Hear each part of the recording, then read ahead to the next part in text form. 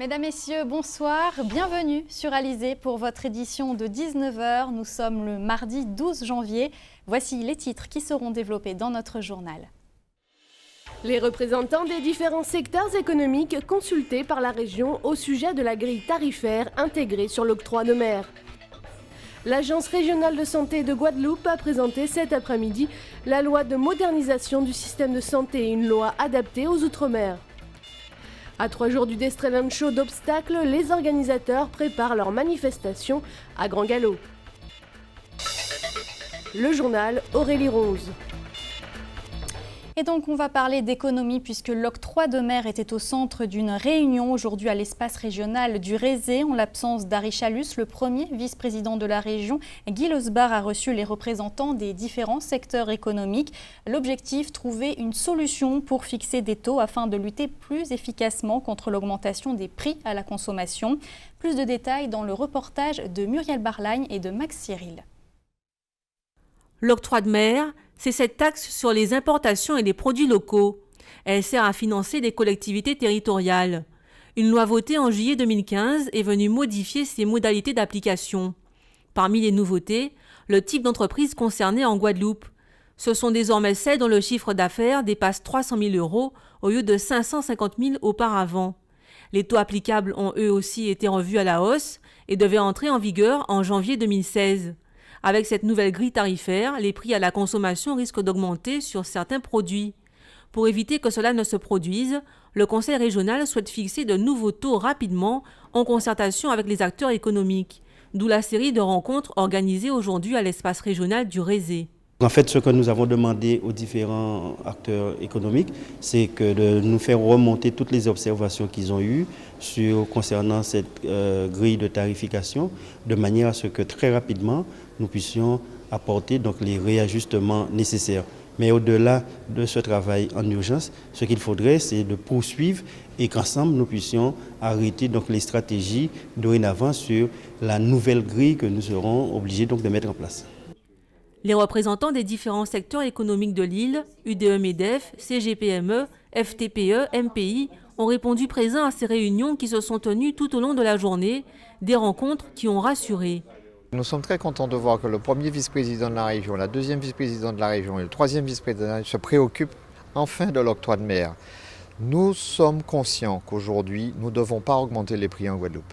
Et l'octroi de mer est un outil qui doit être au service du développement économique de la Guadeloupe. Mais ce n'est pas en ponctionnant, en augmentant les prix que nous allons, je dirais, développer la Guadeloupe.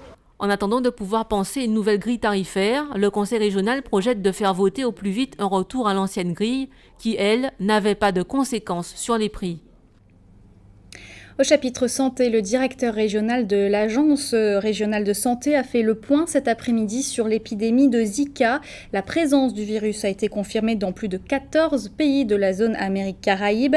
Des cas importés ainsi que des cas autochtones ont été également signalés en Martinique et en Guyane. Dans notre région, à ce jour, 10 cas suspects sont toujours en cours d'analyse, 3 à Saint-Martin, 3 à Saint-Barth, 3 en Guadeloupe et 1 à Marie-Galante. Il s'agit de personnes qui sont récemment revenues de zones où circule le virus. Par ailleurs, Patrice Richard, directeur de l'ARS Guadeloupe, a présenté la loi de modernisation du système de santé. C'est d'ailleurs la première fois que la santé dans les Outre-mer est placée quasiment en préambule d'une grande loi de santé. Les détails avec Karine Géhelman. Une stratégie de santé propre à l'outre-mer. D'ici 2016, une loi de modernisation du système de santé doit être promulguée. Dans une grande loi de santé, l'outre-mer, dès l'article 2, on indique qu'il y aura une stratégie de santé pour les Outre-mer. C'est ce qui va bientôt être concerté au cours du mois de janvier et de février, donc cette stratégie de santé Outre-mer. Alors évidemment, on va reprendre les grandes lignes de la loi de santé, c'est-à-dire la prévention et la promotion de la santé, renforcer la prévention, et puis surtout travailler sur les parcours.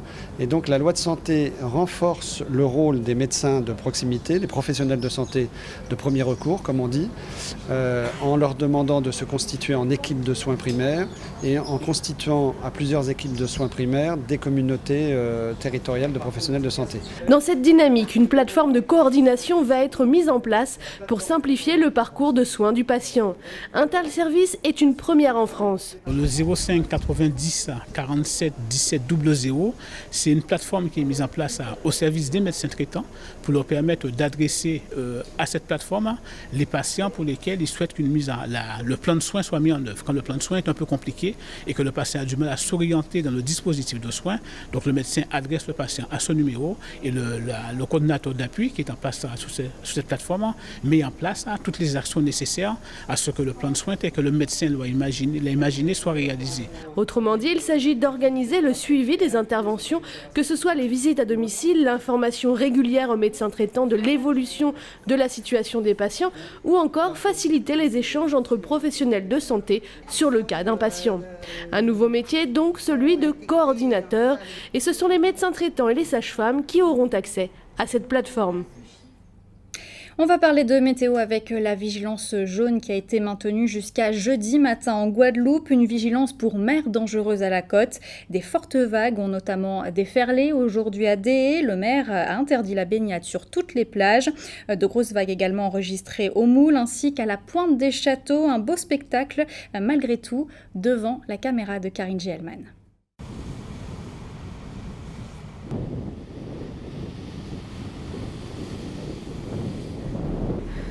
Mer houleuse et féerique à la pointe des châteaux. Des vagues de 3 mètres en moyenne, voire 4 mètres sont prévues.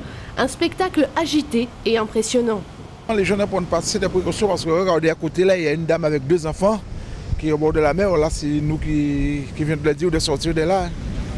Vous êtes là pour assurer un peu la sécurité ? On est passé parce que comme on travaille à la commune, on est passé juste quand on a vu ça, on a arrêté. Mais ça fait un peu de sécurité aussi pour la commune. On est des pêcheurs en fait, on aime la mer. Et vu qu'on a entendu le phénomène qui se passe en ce moment, donc du coup on est venu regarder les vagues. Vigilance tout de même aux touristes. Il faut regarder la caille en fait. Et là tu vois il y a l'eau qui arrive là, donc faut pas te mettre là. C'est pas tout le temps qu'elle arrive là, c'est une vague sur 2, tous les 3 vagues en fait elle arrive jusque là. Donc du coup il faut te mettre où la terre est sèche, pas où c'est humide parce que la vague elle arrive jusque là. En attendant, à quelques mètres de là, une mer très calme. Et notez que les îles du Nord, Saint-Martin et Saint-Barthélemy ne sont plus en vigilance orange. L'alerte jaune a tout de même été maintenue, tout comme la Martinique et comme la Guyane. On en vient à l'actualité dans notre grande région de la Caraïbe, les Caraïbes qui seraient concernés par la menace islamiste. De son côté, les Bahamas ont renforcé leur sécurité. Voici la Minute Caraïbe. Le général John Kelly du US Southern Command, le Southcom, a rappelé que les extrémistes islamiques laissant les Caraïbes pour rejoindre le groupe terroriste État islamique d'Irak et de Syrie pourraient revenir commettre des actes de terreur dans les Caraïbes. Selon Kelly, il serait 150 extrémistes islamistes à avoir quitté les Caraïbes pour rejoindre la Syrie, soit 50 de plus que l'année précédente. Toutefois, a-t-il ajouté, la plus grande menace viendrait des radicaux restés dans la Caraïbe. Kelly informe que le discours de l'État islamique a changé et appelle désormais ses fanatiques à opérer directement à partir de leur région plutôt que de faire le déplacement en Irak ou en Syrie. Le général déplore le manque de statistiques des pays de la Caraïbe pouvant déterminer exactement le nombre de radicalisés et les faibles moyens de ces pays qui ne disposent pas d'un FBI ou d'une armée suffisamment formée. Le commandement de US Southcom réfléchit donc à porter assistance aux pays des Caraïbes les plus sensibles, craignant que ces extrémistes ne passent la frontière pour attaquer les États-Unis. Bahamas, le ministre de la Sécurité nationale, le Dr Bernard Notage, s'est rendu à Washington pour rencontrer les représentants du FBI. Il a souhaité partager ses préoccupations en matière de criminalité et de lutte contre les gangs. De nombreuses réunions sont organisées visant à mettre en place une police anticriminelle plus performante aux Bahamas. La semaine dernière, 5 citoyens américains auraient été agressés sexuellement par un prestataire de jet ski. L'ambassade américaine aux Bahamas a immédiatement appelé ses concitoyens à ne plus pratiquer de sport d'eau dans l'archipel après qu'une touriste ait été violée par un moniteur de jet ski. C'est pour faire face à cette montée de violence et pour préserver son image touristique qui dépend à plus de 90% du tourisme américain que la police bahaméenne rencontre le FBI. Lorsqu'on lui demande plus de détails sur le plan anticriminalité du gouvernement et la date de son entrée en vigueur, le ministre de la Sécurité nationale répond simplement Je ne suis pas là pour faire semblant d'être commissaire de police. Cuba, le Wall Street Journal informe qu'un missile Hellfire inactif envoyé en Europe pour un entraînement a été expédié à Cuba par erreur où il est resté depuis 2014. Le Hellfire est un missile air-surface, ASM, d'abord développé pour être tiré depuis des hélicoptères à usage anti-char, mais des modèles plus récents permettent de les tirer à partir de drones Predator pour des frappes plus précises. Le fabricant dit avoir expédié le missile en Espagne pour un exercice d'entraînement de l'OTAN à l'été 2014. Lors de son retour d'Espagne aux États-Unis, le missile a apparemment été mal acheminé par la firme Fret Expedition de Madrid pour son vol de retour vers la Floride. Au lieu du trajet Madrid-Francfort-Floride, le missile a été acheminé à Paris puis à La Havane. Bien qu'il ne soit pas opérationnel, le missile contient encore des informations technologiques sensibles tels que le ciblage et le capteur d'informations. Les responsables américains s'interrogent sur un possible mauvais acheminement intentionnel et ont ouvert une enquête pour espionnage. Retour en Guadeloupe et on va maintenant parler de beauté avec notre invitée. Bonsoir Dina Charlemagne. Bonsoir. Alors vous êtes Miss Ronde Guadeloupe 2015, un titre que vous avez obtenu en août dernier. Oui. Et dans 10 jours, précisément le 23 janvier, vous allez tenter de décrocher le titre de Miss Ronde France. L'élection aura lieu à Gravelines. Tout à fait. Première question déjà, pourquoi avoir voulu participer à l'élection de Miss Ronde Guadeloupe ? J'ai toujours été victime de discrimination. Et j'étais aussi très réservée, je ne sortais pas. Et un jour, j'ai eu le déclic de me présenter à l'élection Miss Ronde. Et c'est pour cela qu'aujourd'hui, je suis maintenant parmi vous.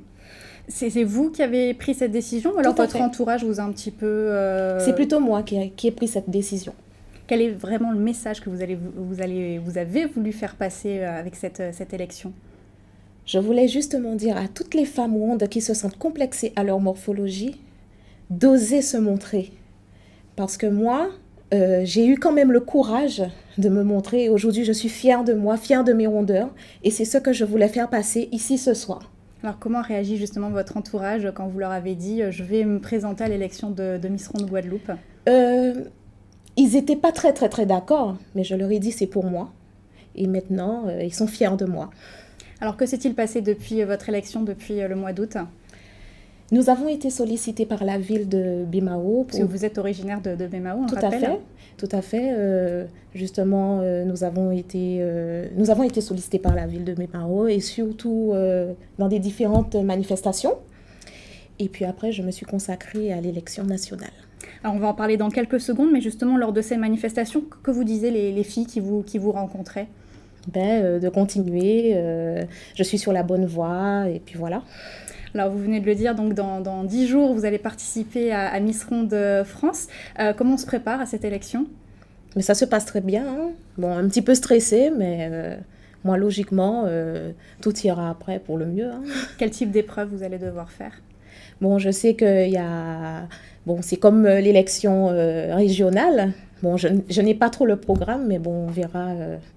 Il va y avoir, j'imagine, un défilé en... Il y a le défilé, il y a le discours. Oui, voilà, il y a le défilé. Il y aura le défilé en maillot de bain, le discours, et puis voilà. Vous savez justement ce que vous allez dire déjà dans votre discours. Vous allez peut-être mettre certainement la région Guadeloupe en avant. Tout à fait.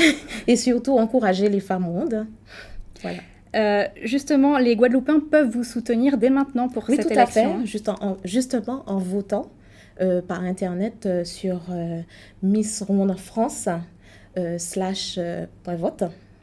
Et puis ils peuvent aussi voter par SMS. Alors en tapant MRF 12 au 97 000. Puisque donc la voix du public comptera en fait pour la voix d'un jury, hein, c'est bien ça, pour le 23 janvier au soir. Donc vous allez partir dans quelques jours, vendredi je crois, de la Guadeloupe. Tout à fait. Qu'est-ce qu'on peut vous souhaiter ? À part vous dire bon courage. Merci beaucoup. Merci en tout cas Dina Charlemagne d'avoir été notre invitée ce soir. Et puis on croise les doigts évidemment pour vous, donc pour l'élection de Miss Ronde France qui se déroulera le 23 janvier prochain à Gravelines. Vous représenterez évidemment notre région. On va parler maintenant de sport avec du tennis. Jusqu'à demain, une délégation de la Fédération française de tennis est présente en Guadeloupe. C'est dans le cadre des préparatifs du premier tour de la Coupe Davis. Le premier tour de la Coupe Davis qui aura lieu maintenant dans moins de 2 mois. mois. Ce matin, la délégation était au vélodrome de Gourdeliane à Bémao pour suivre l'avancée des travaux. Un chantier d'ailleurs qui avance bien selon Sébastien Hetz, c'est le directeur de la rencontre. Écoutez-le, il est interrogé par Éric Pommier. Les jours sont comptés, hein. On est à 6 semaines de la manifestation, donc c'est un beau challenge, un beau pari, hein, dans lequel on s'est tous lancés collectivement, mais en tous les cas, tous les travaux de préparation sont sur de bons rails, donc on est confiant. C'est ma troisième visite, donc là on est vraiment en train de fixer le dispositif définitif, et puis maintenant assez rapidement on va passer à la phase de livraison de tout ce qui a été imaginé au cours de la phase de préparation. C'est un beau chantier avec encore une fois un délai très, très court. Donc une contrainte pour nous de métropole, de l'éloignement et de faire acheminer des matériaux depuis la métropole. Donc ça c'est une donnée un peu nouvelle. Donc on expérimente, mais c'est une belle expérience, et en tous les cas on est encore une fois très, très confiant sur le résultat. On n'a pas le droit à l'erreur, non, il y a une forte attente de beaucoup de populations, mais tout particulièrement de l'équipe de France, hein. C'est vraiment le capitaine et les joueurs qui ont souhaité venir jouer cette rencontre ici en Guadeloupe pour se mettre dans les meilleures conditions possibles, les conditions de jeu. Donc c'est vraiment un point sur lequel on est particulièrement attentif, et c'est peut-être le point le plus sensible de toute l'organisation. Et notez que les licenciés des Antilles-Guyane pourront acheter leur place en priorité dès ce vendredi matin. Tout se passera sur le site internet de la Fédération française de tennis. Le grand public devra par contre attendre jusqu'au jeudi 21 janvier pour acheter donc ses places pour le premier tour de la Coupe Davis en Guadeloupe. C'est l'un des événements équestres incontournables de la Caraïbe. Le Destreland Show d'obstacles accueillera à partir de vendredi une centaine de cavaliers guadeloupéens et martiniquais. L'heure est encore aux préparatifs et aux tests pour les participants. Le reportage d'Éric Pommier. Anne-Sophie Battignani est une cavalière amateur, pensionnaire à la Martingale. Au programme de son après-midi, test du terrain sur lequel se tiendra pendant 3 jours, les 14, 15 et 16 janvier prochains, le Destreland Show, option saut d'obstacle. Une discipline à la recherche de notoriété en Guadeloupe, une spécificité qui demande, selon la cavalière, quelques exigences. Là, c'est une discipline donc équestre qui se pratique donc en couple avec le cheval et le cavalier, et donc cela demande de franchir donc le plus rapidement possible et sans faute un parcours d'obstacles, souvent composé de 12 obstacles. C'est sur cette grande surface que les cavaliers devront se distinguer avec différents types d'obstacles comme difficulté, hauteur à franchir de 85 cm à 1,25 m. Tout est calculé pour rendre compétitive cette 4e édition. Sol compacté, zone d'appui pour le cheval renforcé. Le Destreland Show annonce une fois de plus un événement incontournable. C'est le grand rendez-vous de l'équitation pour la Caraïbe, pas uniquement pour la Guadeloupe, puisqu'on a les Martiniquais qui nous rendent visite. Et donc ça c'est un vrai plus en termes de compétition, parce qu'aujourd'hui on a des compétitions tous les 15 jours, 3 semaines sur la Guadeloupe, donc qui regroupent 8-10 clubs de la Guadeloupe, et là les Martiniquais, il y a 2 gros centres équestres qui viennent avec une bonne cavalerie. Ici, tout a été pensé dans le moindre détail. Cette surface par exemple, spécialement aménagée pour la circonstance, elle se présente sur environ 800 mètres carrés avec près de 270 tonnes de sable blanc tamisé déposé. Cette zone servira à l'échauffement des chevaux avant de rentrer dans l'arène pour la compétition. À l'affiche, 2 épreuves nocturnes, la première dès le vendredi. À ne pas manquer, outre l'épreuve de combinaison, celle dite épreuve de Grand Prix. Anne-Sophie Battignani, 2e en 2013, entend bien tirer cette fois son épingle du jeu. Voilà, on a travaillé pour, donc on verra. Avant de vous laisser, on va jeter un rapide coup d'œil sur vos prévisions météo pour demain matin en Guadeloupe, et ce sera un temps très agréable avec un grand soleil pour l'ensemble de notre département. Les températures matinales seront comprises entre 24 et 26 degrés. Je vous rappelle tout de même cette vigilance jaune pour mer dangereuse à la côte en Guadeloupe.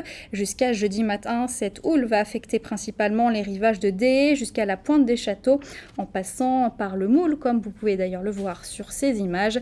Soyez donc vigilants si vous devez notamment pratiquer une activité de plein air. C'était le journal de la rédaction. Merci de votre fidélité. Dans quelques instants, votre rendez-vous sportif quotidien Minute Sport, suivi d'une météo plus détaillée de notre région. Vous retrouverez ensuite le journal de TF1, les pronostics hippiques de Prévert-Mayengo, votre soirée sur Alizé, un épisode de Joséphine Ange Gardien. Pour ma part, je vous donne rendez-vous demain à 12h30 pour toute l'actualité locale et régionale. L'information qui d'ailleurs continue sur notre site, le www.alizé.com. Je vous souhaite une excellente soirée sur Alizé.